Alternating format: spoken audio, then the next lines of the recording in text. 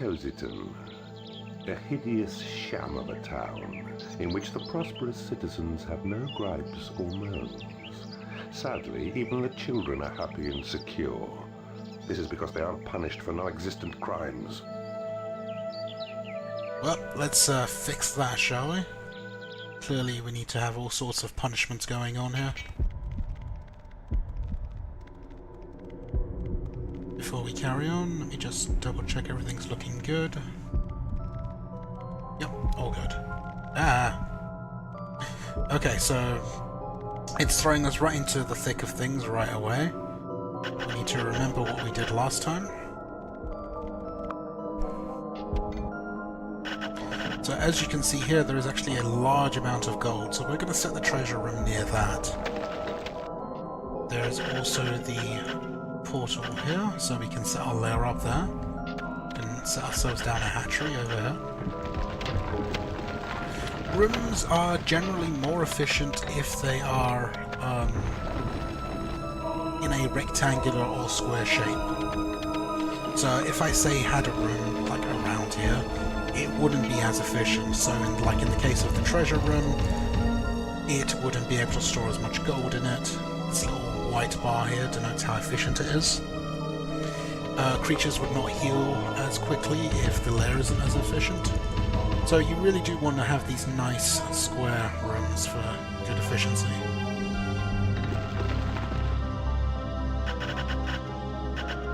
Let's get that gold. An entrance has been claimed. We have our portal. The portal was here last time, but I didn't talk about it. This is where your creatures come through. If you do not have a portal, then your methods of getting creatures are a lot smaller and weaker, I suppose. And now that we've built up our dungeon, we have access to a new room, the training room. Your gold reserves are running low. We can put creatures to train in here. And we have our first main fighting creature, the demon spawn. Now, one little niggle I have is, like with the programming, is creatures will come from the portal. They need to go to your dungeon heart and sort of say, I am here, and then they go and set up their lair. You can bypass this by just picking them up and plopping them directly in the lair. It's just unnecessary micromanagement. Demon Spawn will naturally want to train. They will go to the training room and just start whacking away at those spiked balls. And that will slowly level them up over time. It does cost money, you can see the 15, so every few seconds it costs them another 15 gold to train. We should also make some more rooms so we can speed up the tasks we need to do. We also have access to spells.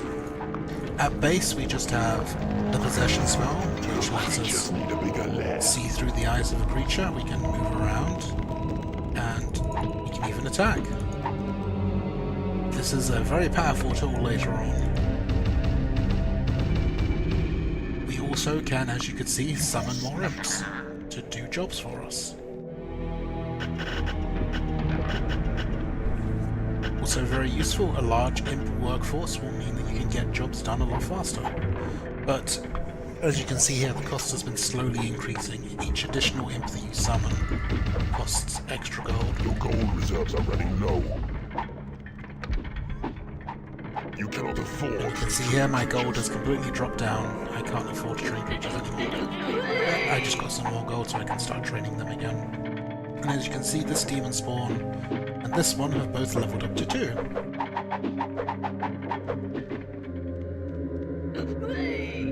I could train beetles and the fly up by throwing them into the training room as well, but they're not that good fighters. The demon spawn are more than enough, at least for this map. In other maps, I might want to consider training all my creatures. It certainly helps if all of your creatures are high level. Alternately, what you can also do is pick up your useless creatures, like say this fly. I mean, it's pretty much completely useless. And I can chuck it back into the portal. And off it goes. It is gone. Which means that I can have another creature come through. Each map has a creature limit. As you can see here, I currently have 9 creatures. So I cannot have, say, more than 10 creatures on this map, or maybe it's 9 creatures. That is the limit. If I ever go below that limit, there we go, 10. If I ever go below that limit, then more creatures will come through the portal. There is also a limit on the types of creatures. So for example here, there might be a limit that says I can only have 2 beetles on this map. So as long as I have at least 2 beetles, I will never get another beetle through the portal. If a beetle dies though, I might attract another beetle. Or I might attract something else. It's a complete roll of the dice. You can always throw creatures back into the portal though. Another thing to note is that this limit is map-wide. So say... Oh, heroes are coming. Say the limit was 1 demon spawn, and there is a rival keeper, which will happen in later maps. The first person to attract the demon spawn through the portal will get it. It's not 1 per keeper, it's 1 per map. But it's also something to be kept in mind. As you can see here, because our treasure room is full, the imps are starting to leave piles of gold on the ground, because the sacks are full and they can't hold it all.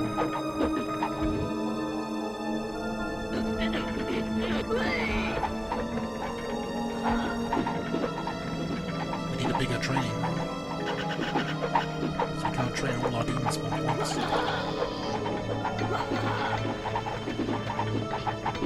So let's make the room bigger.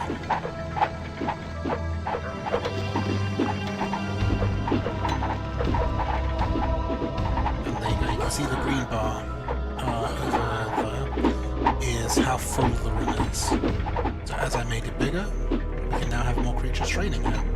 The red one is health. The only thing that matters for is if an enemy imp tries to claim your room. That bar will slowly decrease as the room is slowly claimed by the enemy. And you can see there how quickly those demon spawn dealt with that situation. They mopped the floor with him. They were higher level than the beetles, they're stronger fighters than the beetles. There was no problem at all. Your creatures are under attack. And here we find some more heroes running around. They're now chasing us away. And we have another new hero, we have the thief now. This one is the dwarf. I believe that's the mountain dwarf. Your creatures are attacking the enemy. We get confused which is which. Your minions are winning a battle. That one is not the tunneler. That's just kind of a fighting dwarf. And this is the thief. Usually he will just run for your treasure room. Or not usually, but sometimes he will just run for your treasure room and try and steal your money. And flies naturally want to explore, so he's off exploring.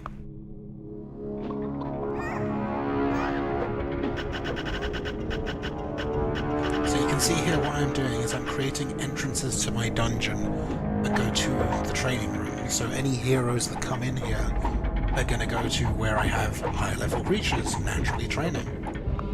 But they will naturally, they will quickly be intercepted and dealt with.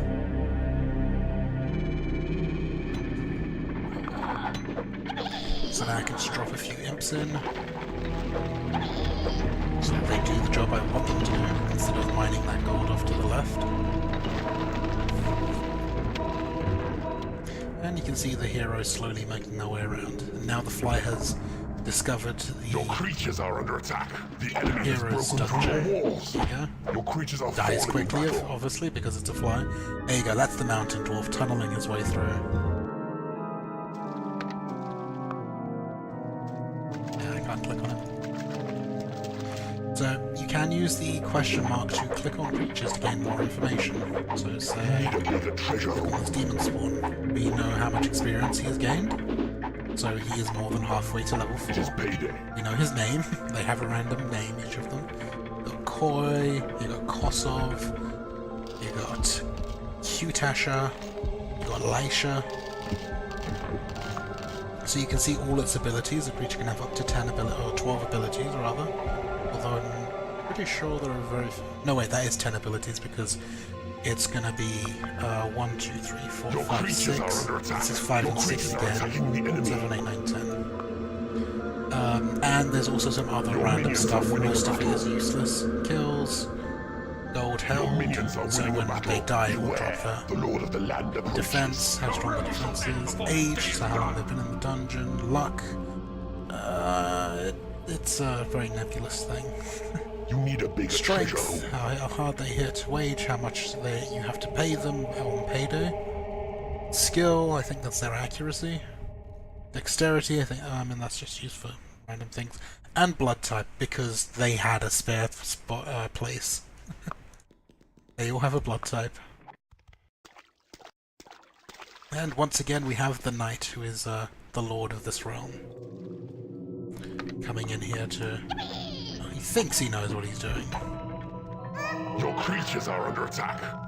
But Your creatures are attacking the we enemy. have a whole bunch of demon spawns drop on him. So as you can see here, these level 4 demon spawn have a new ability. Minions are winning a You battle. could hear those sort of You have screaming conquered this realm. projectiles that they were throwing there with these missiles.